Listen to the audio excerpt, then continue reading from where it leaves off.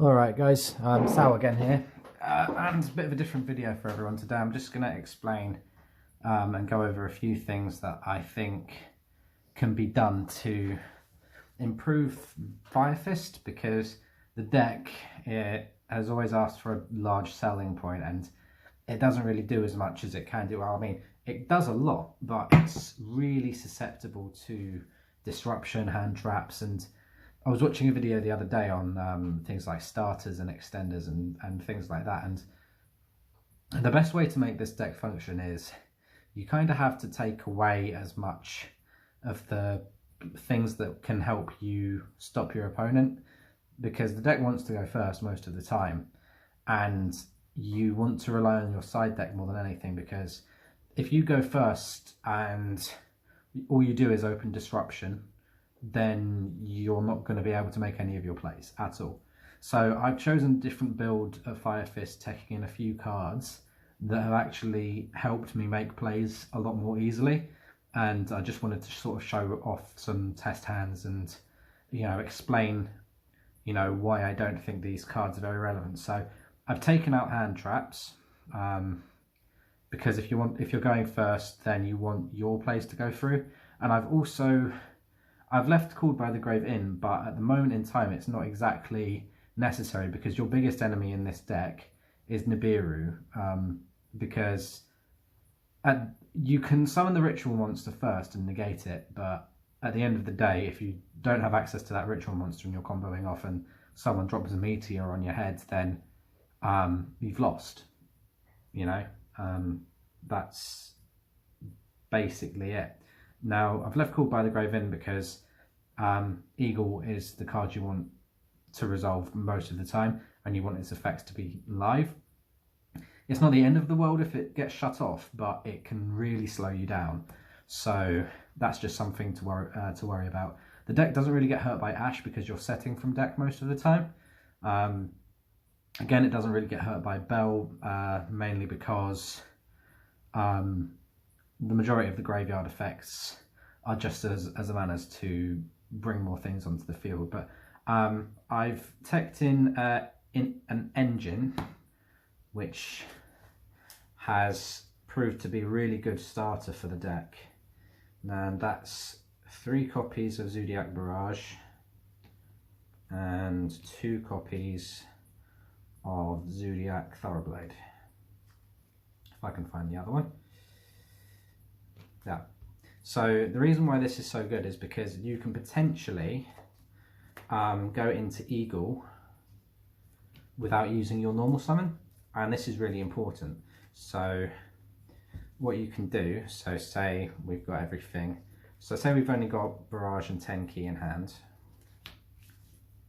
Okay, so you activate the Tenki to search a copy of Thoroughblade, and then you use the Barrage to destroy itself to summon another copy of Thoroughblade from deck, and then you can use that Thoroughblade to detach a material, discard to draw a card.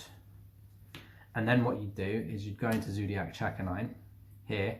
I forgot to pop my copy of the card in my deck currently, but let's just say this is Zodiac Chakanine.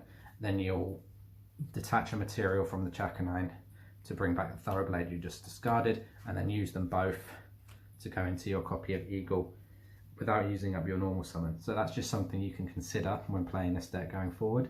It's just my own personal tech, it's just a play starter, it's just a combo starter, but it's really helped with getting things on the board, and the deck really struggles with some consistency issues, mainly because you always usually, if I wasn't running the Zodiac engine, I'd have to have a combination of a fire formation. You always have to have a fire formation in your hand and a Fire Fist monster of good quality to even be able to do anything.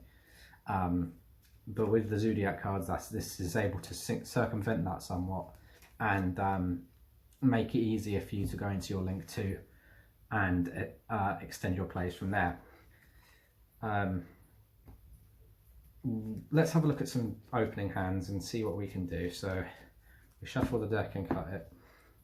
And then if we start with 5, so we've got the tensu, the ram, elephant, the raven, and an upstart goblin. Now this is really good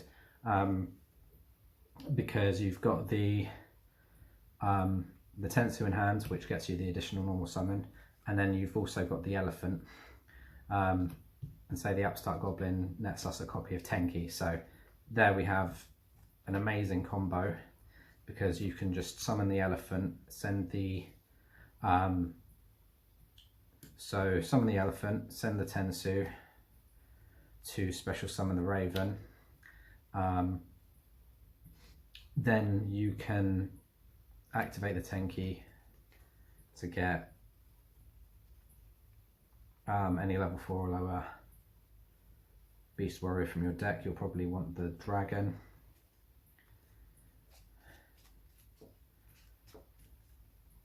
Now we'd normally search for panda using elephant's effect, but I believe we can go into it afterwards by holding on to elephant's effect. So we link into the eagle, then raven will trigger, setting a fire formation directly from deck. Now you can either choose another copy of Tensu, or you can choose a more disruptive fire formation of your choice.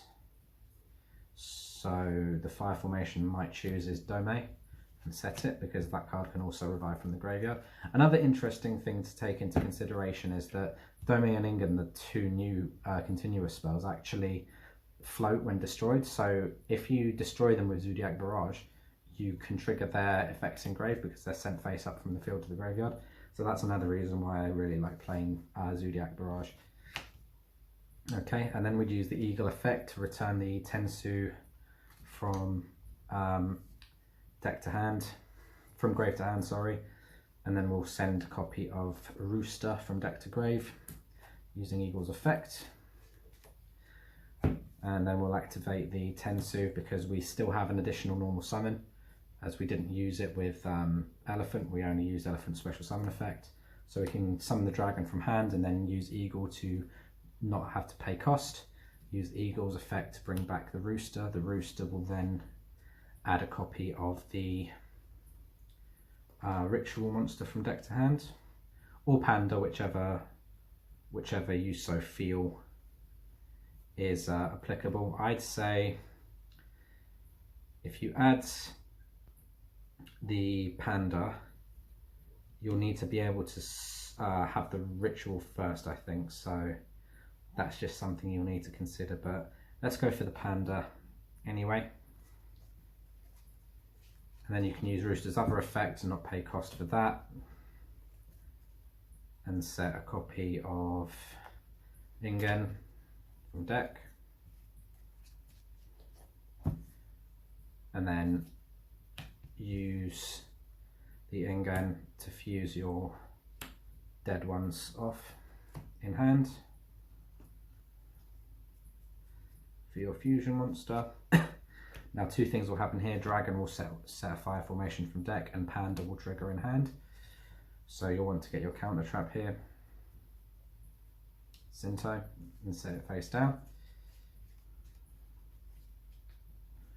So just to say this one, and this is currently all 5 spell and trap zones used up.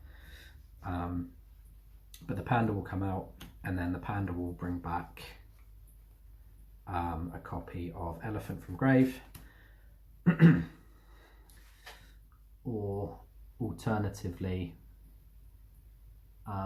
yeah, you can bring back a copy of Elephant from grave, and you can do a few things here, but you know, this is just a sort of explanation on things. You can go Elephant into either Tiger King or Cardinal, depending on what way you're going. But yeah, that's just a sort of example on the sort of things you can do. But this is all, you know, subjective. You've got to be able to resolve most of these effects. You have to try and bait everything out as much as you can, because at the end of the day, your opponent, if they know how this deck functions, they are going to do what they can to stop you in your tracks. Okay, so this is an example of a bad hand. As you can see, you've got the 5 formations in hand. You've got the disruption, but you've got no real way of resolving it. All you've got here is a panda on field, a formation, and a set disruption. Well, 2 set disruptions potentially. You know, it's not the best. So when this deck bricks, it bricks hard.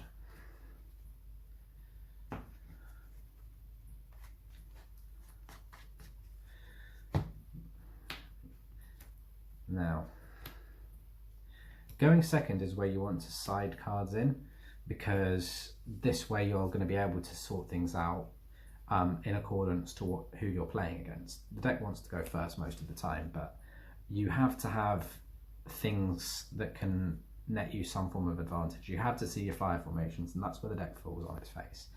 But that's just some considerations for the deck. If anybody else has any ideas to throw our way, please let us know, because you know, it's not this deck isn't the easiest deck to pilot. So yeah, any suggestions would be greatly appreciated, and thank you very much for listening.